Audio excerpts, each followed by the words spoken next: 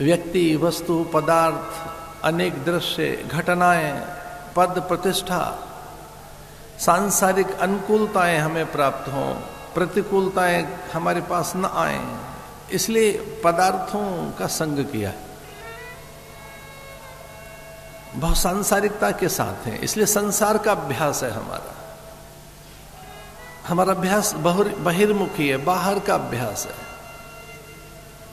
हम पदार्थों में आ सकते हैं, हमारा अभ्यास बाहर का है कि बाहर से ही हम सम्मानित होंगे, ये जगत ही हमें आदर देगा, जगत से ही हम प्रतिष्ठित होंगे, जगत से ही हमारे अभाव मिट जाएंगे, जगत पूरा मिलेगा तो संपन्नता आएगी। इसलिए अभ्यास बाहर का है और बाहर सब चीजें अधूरी हैं, अपूर्ण हैं, नश्वर हैं, वे एक जैसी नहीं है। उनमें जैसा हमने सोचा है वैसा मिला नहीं, अब तक नहीं मिला तो आगे कैसे मिलेगा। जगत अधूरा है, ये मरीचिका है, वैसा है नहीं। मरीचिका में मृग को लगता है निकट है जल, वो जल के लिए दौड़ता है, जल दूर होता जाता है और दूर होता जाता है। प्यासा मृग उस मरीचिका के कारण और तेज दौड़ता है कि पास ही तो था, ये दूर क्यों हो गया।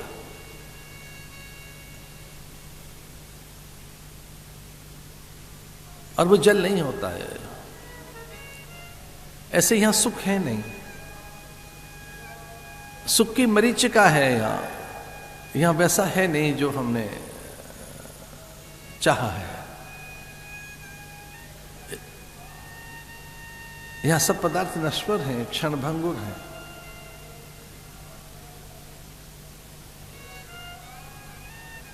स्वभावतः उनमें आनंद नहीं है। जिस प्रकार के आमोद, विनोद, प्रमोद के लिए हम उनके पीछे दौड़ रहे हैं वो है नहीं।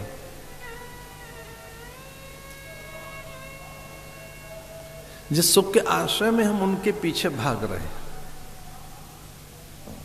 इसलिए उनसे राग है, उन पदार्थों में हमारा राग है, आसक्ति है।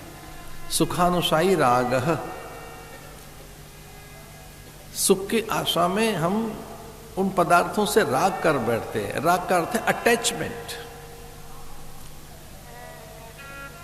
उन्हें पाने के लिए, प्राप्त करने के लिए, उनके संग्रह संचय के लिए हम पूरा जीवन लगा देते हैं कि इनसे ही तो सुख मिलेगा।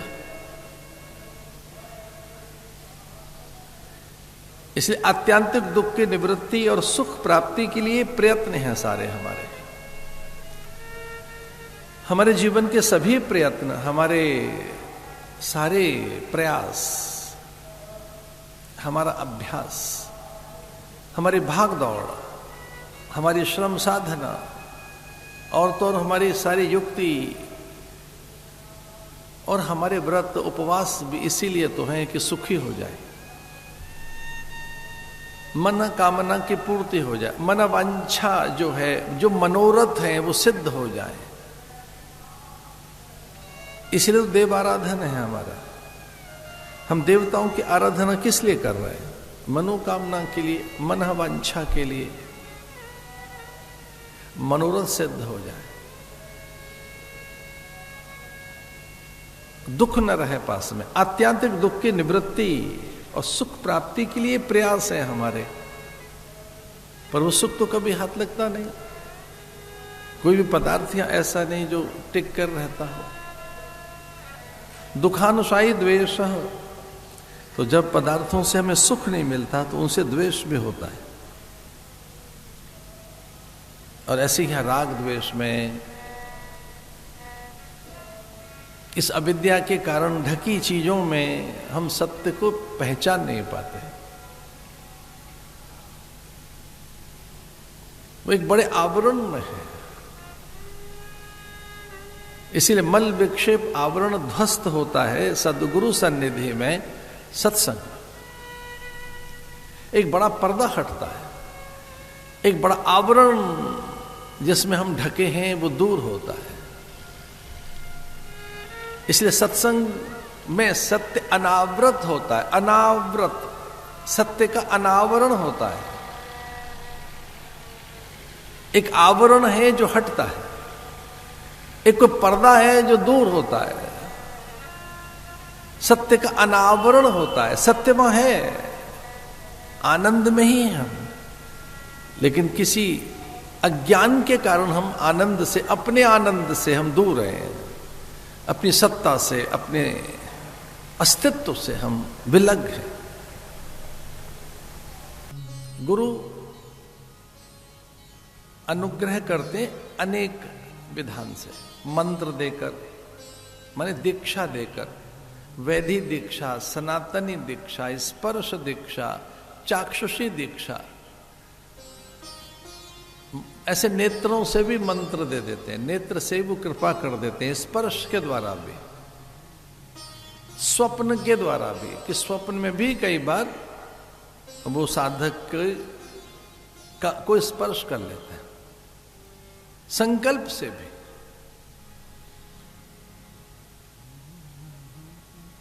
एक शक्तिपात भी है कि ऐसे शक्तिपात कर देंगे, अनुग्रहपात कर देंगे, वो कहीं भी बैठा हो। बहुत स्थूल निकटता की आवश्यकता भी नहीं है, संकल्प से भी वो कर देंगे। संकल्प में फिर बहुत दूरी नहीं रहती, इसलिए शक्तिपात कर दिया गुरु ने और उसके संपूर्ण अज्ञान का हरण कर लिया। कोई शोक रह नहीं गया, फिर उसे शक्तिपात दिया, समाधि बोध हो गया उसे, विशोका वा ज्योतिषमती, फिर कोई शोक नहीं रहा, उसकी अल्पताएं चली गई सब।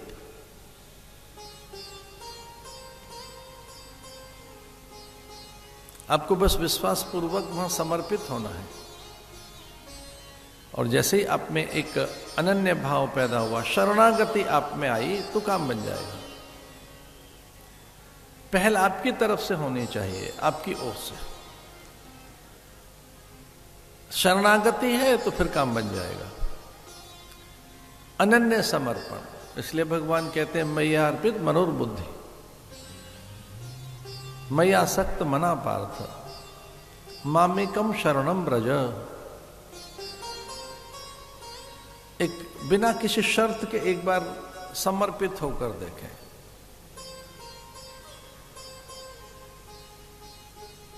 जैसे वो बिल्ली का बच्चा ऐसा होता है कि मां उसको, उसके कंठ को अपने मुंह में रखकर, उसके गर्दन को अपने मुंह में रखकर इधर उधर घुमाती रहती है, और वो कहता है जहां ले चलो कि वहां चलो, क्षति नहीं पहुंचती कोई, और सीख जाता है। वैसे ही पूरी तरह से समर्पित होकर, कोई पंडित का ज्ञान न रहे, विद्या का और धन का, किसी प्रकार की प्रतिष्ठा का, एक बार समर्पित हो जाइए। जब बीज आनाकानी करता है, मैं नहीं गलूंगा, तो पेड़ नहीं बन सकता। धरती में बीज पड़ा है और वो मना करता रहे, मैं मिटूंगा नहीं, अपना काय कलेवर मैंने नहीं छोड़ना है, मैं जस का तस बना रहा हूं, वैसा ही रहूं जैसा हूं, तो पेड़ नहीं बन पाता। पेड़ बनने से पहले बीज गल जाता है, धरती में मिट जाता है। वैसे एक बार समर्पित हो जाए और फिर देखिए कि जीवन बिल्कुल ही बदल जाएगा।